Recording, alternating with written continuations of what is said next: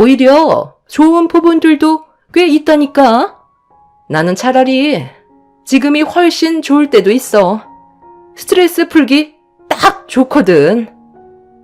새 형님들은 저를 진심으로 걱정해 주는 척 했지만 그건 전부 다 거짓된 행동이었다는 걸 알 수 있었습니다. 너무 충격적인 말들을 듣게 된 터라 온몸에 소름이 돋았고 앞이 보이지 않는 저로서는 새 형님들이 접근을 하게 된다면 그게 뭐든 항상 의심을 하게 될 것 같았어요. 다음 날이 다가오는 게 갑자기 두려웠고 저를 다치게 했던 큰형님이 병원에서 진심으로 간호해줬다고 생각했었는데 모든 것들이 전부 다 거짓된 행동들이었던 거죠. 새 형님들의 대화 소리를 듣게 된 저는 사람은 변하지 않는다는 걸 확실하게 알 수 있었습니다. 최대한 빨리 눈을 회복시키고 싶었어요. 그리고 그 사람들을 용서하고 싶지 않았죠. 그날 하루 종일 잠 한숨 못 자고 누워만 있다가 남편이 일어나길래 저는 바로 집으로 갔으면 좋겠다면서 몸이 좋지 않다는 핑계를 댔습니다. 일어나자마자 제가 몸이 좋지 않다는 말에 걱정이 됐는지 남편은 시부모님께 제 몸 상태에 대해 얘기한 뒤 곧장 짐을 챙겼어요. 시부모님께서는 바로 병원에 가보는 게 좋을 것 같다면서 걱정을 많이 하셨지만 그날 느낌적으로 새 형님들이 안 좋은 시선을 보내고 있다는 걸 알 수 있었습니다. 평소 같으면 한마디라도 붙였을 텐데 제가 아침 일찍 집에 간다는 말에 새 형님들은 단 한마디도 꺼내지 않고 있었죠. 그렇게 남편의 도움을 받아 저는 시댁에서 빠져나올 수 있었고 한동안 시댁에 가는 건 힘들 것 같다면서 남편한테 몸이 좋지 않다는 걸 최대한 어필했어요. 그렇게 시간이 지나고 저는 예정대로 망막 수술을 받게 되었고 의사는 성공적으로 수술을 마쳤다며 경과를 지켜보자는 말에 저는 며칠을 입원한 다음 한동안 부모님 집에서 시간을 보냈어요. 남편의 일이 많이 바빠져서 한동안 저를 보살펴 줄 수가 없었죠. 부모님 집에 있어서 그런 건지 심리적인 안정을 되찾으면서 제 몸에도 조금씩 변화가 오기 시작했어요. 검게만 보였던 시야에 조금씩 빛이 들어오고 있었습니다. 그렇게 며칠이 지나자 사물의 형태를 알아볼 수 있을 만큼 좋아졌고 병원에서는 경과가 좋다며 앞으로 관리만 잘한다면 훨씬 더 좋아질 수 있을 거라는 희망적인 말을 들을 수 있게 되었어요. 부모님과 저는 그날 기쁨의 눈물을 흘렸지만 남편한테는 비밀로 했어요. 제 몸 상태가 어떤지 형님들의 귀에 들어가는 걸 원하지 않았습니다. 완벽하게 좋아진 다음 제가 직접 형님들이 저를 그동안 어떻게 대했는지 전부 다 확인해 보고 싶었죠. 그래서 부모님께도 남편에게는 비밀로 해달라면서 완벽하게 앞을 볼 수 있을 때 제가 직접 얘기하겠다며 부탁드렸었죠. 매일 아침에 눈을 떴을 때 남편은 저에게 눈이 어떤 것 같냐고 물어보고 있었지만 저는 크게 변화된 게 없다며 조금 더 시간이 필요할 것 같다는 말로 대충 둘러댔어요. 이미 저는 남편의 얼굴을 볼 수 있을 정도로 회복이 된 상태였죠. 제가 아직 잘 안 보인다고 얘기하자 남편은 시댁에는 나중에 가야 될 것 같다고 시모에게 전화를 걸었어요. 알고 보니 시부모님 결혼 기념일이라 시댁에서 식사 모임이 있는 것 같아 남편과 대화 끝에 시댁에 가기로 결정하게 되었습니다. 그렇게 주말에 저희 부부는 시댁에 가게 되었고 저는 남편의 도움을 받아 차에서 내리는 순간 그 그동안 계획했던 것들을 준비했어요. 세 형님들의 실체를 제가 두 눈으로 확인하고 그 사람들이 저에게 어떤 행동을 했는지 확실하게 파헤칠 생각을 가지고 있었습니다. 그렇게 시부모님의 부축을 받으며 거실에 앉아있자 세 형님들이 저를 보러 우르르 몰려 들었어요. 안 보이는 척 연기를 하고 있었는데 큰 형님이 먼저 저에게 말을 붙여왔습니다. 형님들은 제가 보이는 줄도 모르고 서로 키득거리며 웃고 있었어요.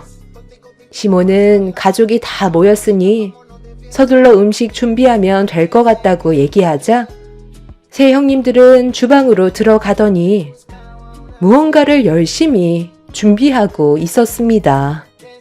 저는 남편한테 거실에 앉아 있는 것보단 형님들과 대화라도 좀 하게 주방에 앉아 있고 싶다며 도와달라고 부탁했어요.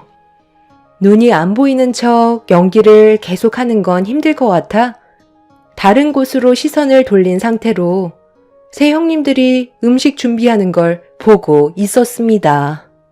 시모가 주방으로 들어오자 큰 형님은 저를 바라보면서 시모가 저를 위해 곰국을 끓여줬다고 많이 먹어야 된다면서 걱정해주는 척 대화를 시도했어요.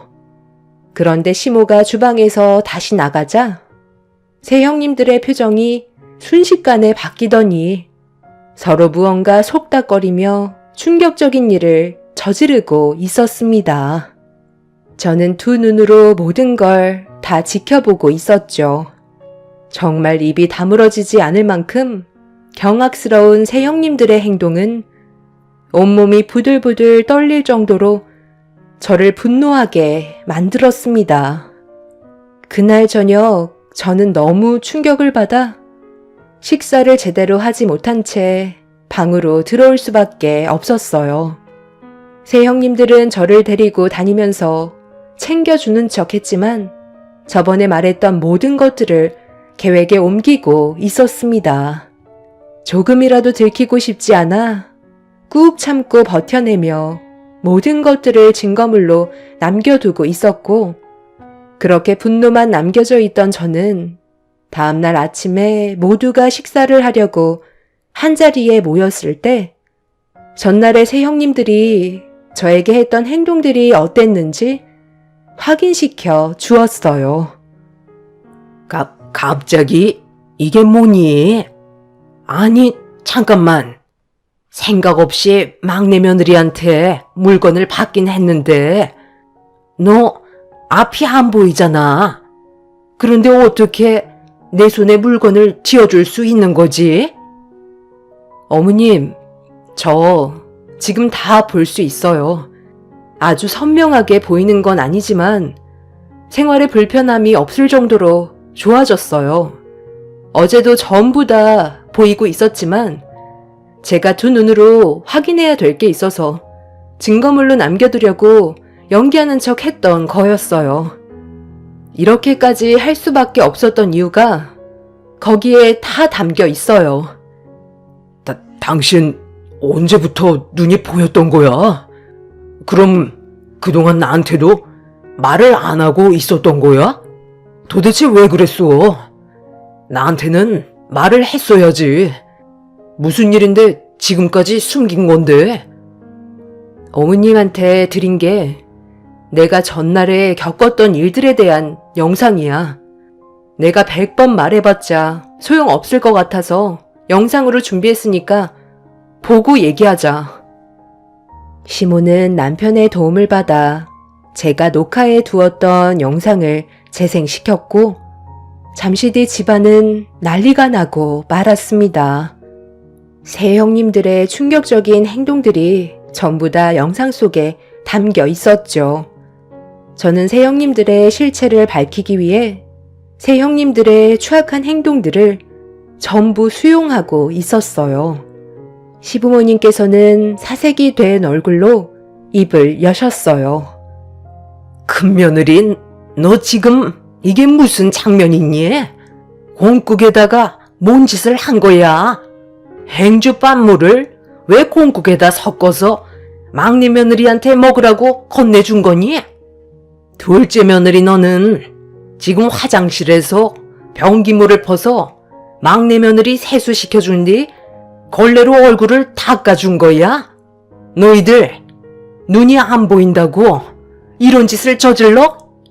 셋째 너는 설거지 한 물을 마시라고 준 거니? 이게 사람이 할 짓이야? 어떻게 환자한테 이런 충격적인 일을 저지를 수가 있어? 왜 대답들을 못해? 막내 동서가 하는 짓이 너무 얄미워서 그랬어요. 뭐만 하면 모임에 빠지려고 하고 자기 하고 싶은 대로 하니까 저희가 속이 안 뒤집어지겠어요? 사고가 난 건 제 잘못이지만 막내 동서가 원인 제공을 한 거라고요. 며느리 노릇만 잘했어도 이런 일은 생기지 않았을 거라고요. 눈 안 보인다고 거실에만 앉아있는 모습이 얼마나 꼴보기 싫었는데요. 저희는 항상 고생하는데 동서는 편하게 쉬고 있잖아요. 그래서 골탕 좀 먹이려고 했던 거예요. 정말 너무들 하시네요. 저는 제 상황에 맞게 최선을 다했는데 어떻게 앞이 안 보이는 걸 이용해서 저에게 이런 행동을 할 수 있어요? 저는 그냥 넘어가지 않을 거예요. 그래서 뭐 어떻게 할 건데? 나는 잘못 없다. 동서가 며느리로서 제대로 된 모습을 보이지 않았기 때문에 그에 맞게 우리가 좀 행동한 것뿐이야. 잘못한 건 없다고. 이 사람이 정상도 아니고 환자인데 그게 그렇게 마음에 안 들었어요? 언제부터 그런 거예요? 영상에 보니까 아주 자연스럽던데 한두 번이 아니죠? 큰형님이 나 병원에 있을 때 걸레로 얼굴 닦아주고 그랬었대. 내가 새벽에 형님들이 나누는 대화 전부 다 들었었어. 나는 절대로 그냥 넘어가지 않을 거야. 당신이 어떻게 재수 씨한테 이런 짓을 저지를 수가 있어? 나한테는 재수 씨 걱정 엄청 하더구만. 그것들 전부 다 거짓된 모습이었던 거야? 아니, 왜 다들 나한테만 뭐라고 하는 건데? 원인 제공은 막내 동서가 먼저 시작한 거라고. 안 보이는 척 연기한 거 봐봐. 동서가 저렇게 무서운 사람이라니까. 둘째 형님과 셋째 형님은 갑자기 시모 앞에서 무릎을 꿇더니 용서를 구하기 시작했어요. 전부 다 큰형님이 시켜서 저지른 행동이라고 자신들은 아무런 잘못도 없다며 발뺌하고 있었습니다. 하지만 시모는 이미 두 귀를 닫아 버렸고 새 아주버님들 또한 형님들의 충격적인 모습에 분노를 가라앉히지 못했어요. 제일 크게 화가 난 건 남편이었고 갑자기 주방으로 들어가더니 무언가를 가지고 나왔습니다. 그리고 화장실에서도 무언가를 가지고 나왔죠. 알고 보니 제가 당했던 걸 그대로 똑같이 형님들도 겪어보라면서 행주밥 물을 콩국에 섞어서 큰 형님한테 지어줬고 둘째 형님한테는 변기에 있던 물과 걸레를 던져줬습니다. 그리고 셋째 형님한테는 설거지한 물을 마시라고 손에 쥐어줬어요. 세 형님들 전부 당황해서 머뭇거리고 있자 시모는 당장 똑같이 겪어보라고 화를 냈지만 아무도 선뜻 먼저 움직이지 않았어요. 시모는 세 형님들 전부 잘못을 뉘우치지 않는 것 같다고 큰형님 입에 억지로 행주반 곰국을 털어넣어 버렸어요. 그리고 차례대로 제가 당했던 만큼 그대로 돌려주었죠. 시모는 두 번 다시 볼 일 없을 것 같다면서 세 형님들을 내쫓아 버렸습니다. 이 문제로 아주버님들과의 관계에도 심각한 문제가 생기고 말았죠. 너무 충격을 받았는지 현재 정상적인 부부 관계로 지낼 수가 없어 큰형님 내외는 별거 중이라는 말을 들었습니다. 그날 이후 시댁에 모임이 있을 때면 새형님들은 아예 발도 들이지 못하고 있는 상태예요. 저는 현재 그 사람들을 상대로 정신적인 고통을 받은 부분에 대해 위자료 청구 소송을 진행 중에 있습니다. 제가 만약에 평생 앞을 볼 수 없었다면 그 사람들은 더 추악한 행동을 저질렀었겠죠. 앞으로 절대 용서해줄 마음 조금도 없고 그 사람들을 받아주지 않을 생각입니다.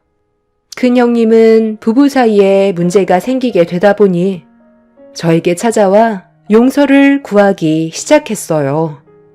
현재의 가정을 깨고 싶지 않아 내린 결정이겠지만 저는 받아주지 않고 있는 중이네요.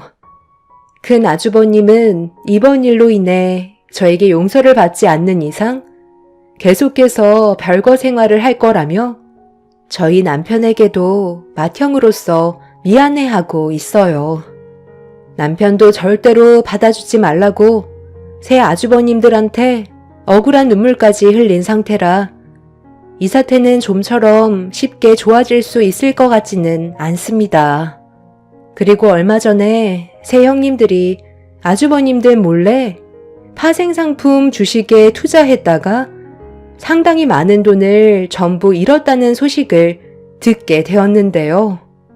아마 더 이상의 관계 유지는 힘들 것 같아 보이네요. 정말 두 번 다시 보고 싶지 않은 사람들입니다. 저는 지금 현재 두 눈이 많이 회복이 된 상태이지만 꾸준하게 치료를 받고 있어요.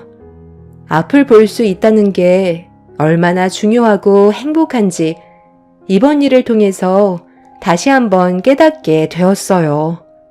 앞으로 제 삶에는 웃는 날만 가득했으면 좋겠습니다.